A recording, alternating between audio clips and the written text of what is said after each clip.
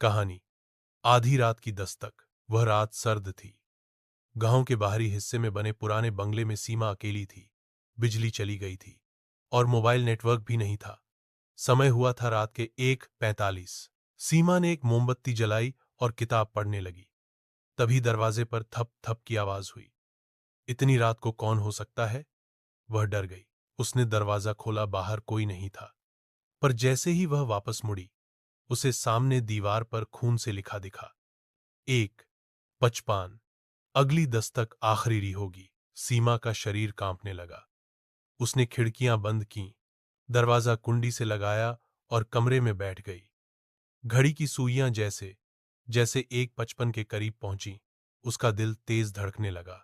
1:55 होते ही 3 बार जोर की दस्तक हुई। सीमा चिल्लाई और दरवाजा खुल गया। सुबह गांव वालों ने देखा, दरवाजा खुला था। कमरे में कोई नहीं था। बस दीवार पर एक नया वाक्य लिखा था, 2 खेल शुरू हुआ है।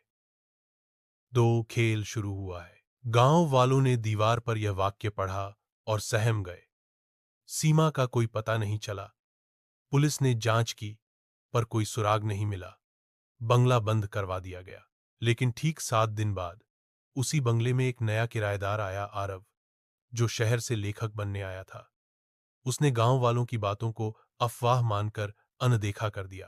पहली रात सब ठीक रहा, लेकिन दूसरी रात ठीक 1045 पर दरवाजे पर वही थप थप की आवाज हुई।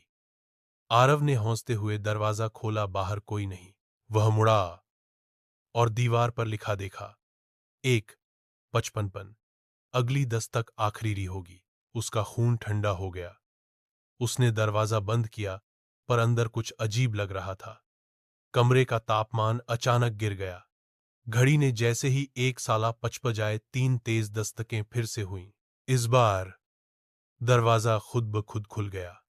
आरव ने देखा, सीमा उसके सामने खड़ी थी, पर उसका चेहरा सफेद, आंखें काली और होठों से खून टपक रहा था। अब तुम्हारी बारी है, आरव। खेल जारी है।